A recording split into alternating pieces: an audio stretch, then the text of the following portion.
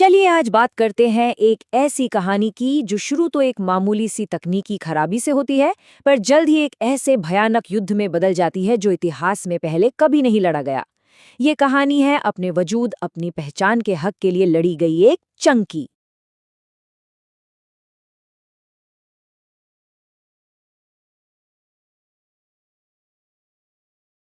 दमदार लाइनें हैं ना। ये बात हमें सीधा उस लड़ाई के बीचों बीच ले जाती है जो किसी धमाके या हिंसा से नहीं, बल्कि एक सिस्टम के फेल होने से शुरू हुई थी। तो चलिए थोड़ा पीछे चलते हैं और देखते हैं कि ये सारी आग आखिर लगी कहाँ से थी। वो कौन सी एक चिंगारी थी जिसने पूरी दुनिया को अपनी चपेट में ले लिया। सब कुछ शुरू हुआ टोक्यो से।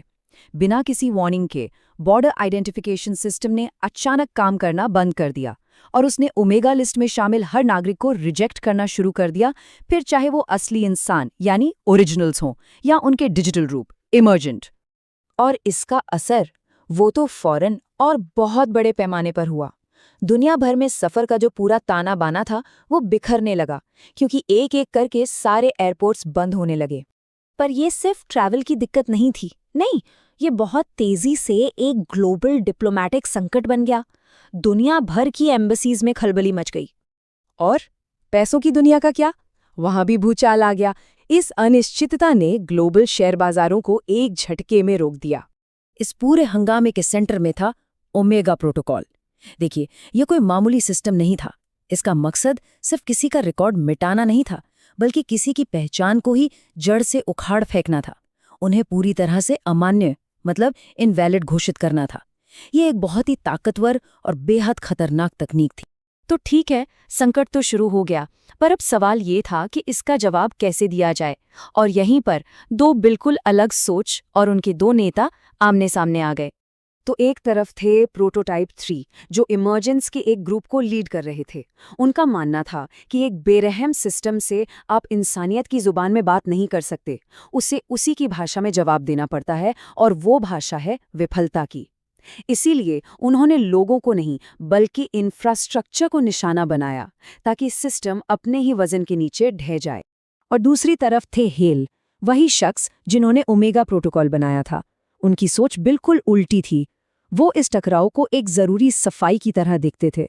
उनके लिए एक से ज्यादा पहचानों का होना ही समाज के लिए एक खतरा था, और इस खतरे को मिटाकर ही दुनिया में व्यवस्था कायम हो सकती थी। यहाँ इस स्लाइड पर यह फर्क बहुत साफ दिखता है। एक तरफ प्रोटोटाइप 3 सिस्टम को तोड़कर आज़ादी चाहते थे, वहीं दूसरी ओर हेल उसी सिस्टम को हथियार बनाकर एकरूपता यानी सिंगुलैरिटी को लागू करना चाहते थे। एक सिस्टम से लड़ रहा था तो दूसरा सिस्टम को ही अपना सबसे बड़ा हथियार बना रहा था। पर कहानी इतनी सीधी भी नहीं है। ऐसा नहीं था कि बस दो टीमें थीं जो आपस में लड़ रही थीं, नहीं, दोनों ही खेमों के अंदर गहरी दरारें थीं और सोच का भारी मतभेद था। प्रोटोटाइप्स की पहली ही मीटिंग में ये बात शीशे की तरह साफ हो गई कि वो एक मत नहीं थे। कुछ का कहना था कि हमले और तेज करो, कुछ चाहते थे कि पीछे हट जाएं, और कुछ बातचीत का रास्ता ढूंढ रहे थे। मतलब एकता तो दूर दूर तक नहीं थी। और यही हाल ओरिजिनल्स का भी था। वो भी कोई एक टीम नहीं थे। अर्जुन, जो एक पुराने डिप्लोमैट थे, उन्होंने बातचीत का रास्ता चुना। उन्हें उम्मीद थी कि बात करने से कोई हल निकलेगा। कमला ने खुद को इस पूरी लड़ाई से ही अलग कर लिया, शायद ये सोचकर कि ये उनकी लड़ाई है ही नहीं। और माटेओ, उन्होंने सिर्फ जिंदा रहने के लिए गायब हो जाना ही बेहतर समझा। और इसी बीच एक साइंटिस्ट अनन्या एक बिल्कुल ही अलग और चौंकाने वाली थ्योरी लेकर आई। उनका कहना था कि ये इमर्जेंस कोई गड़बड़ी नहीं है, ये तो सिस्टम के खिलाफ एक कामयाब बगावत है जो पहचान के टूटने से पैदा होती है। मतलब ये कोई गलती नहीं, बल्कि इवोल्यूशन का अगला कदम था। अब तक ये लड़ाई विचारों की थी, सिस्टम की थी, एक तरह की कोल्ड वॉर।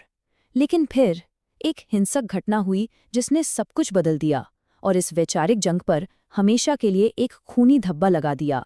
बार्सिलोना में हुआ ये कि शांति वार्ता के लिए गए एक इमर्जेंट की कैमरे के सामने हत्या कर दी गई। इस एक घटना ने पूरी दुनिया में गुस्से की आग लगा दी, और लोगों की राय इमर्जेंस के हक में हो गई। #मल्टीप्लिसिटी इज ह्यूमन जैसे हैशटैग दुनिया भर में ट्रेंड करने लगे। इस घटना ने प्रोटोटाइप 3 के सब्र का बांध तोड़ दिया। उन्होंने तय कर लिया कि अब बातचीत का रास्ता हमेशा के लिए बंद।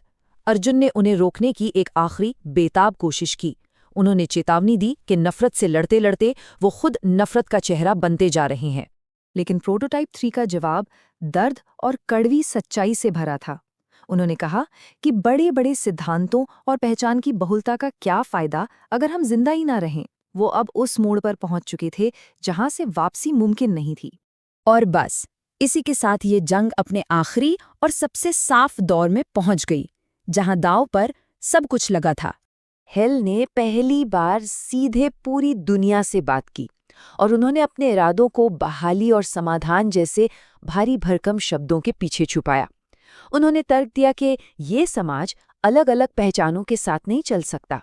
और इस ऐलान के साथ ही इतिहास में पहली बार ऐसा हुआ, एक जंग का ऐलान हुआ जो किसी जमीन या किसी संसाधन या किसी धर्म के लिए नहीं थी। ये जंग लड़ी जा रही थी एक बेहद बुनियादी सवाल पर कि आखिर एक इंसान होने का मतलब क्या है और ये फैसला करने का हक किसके पास है।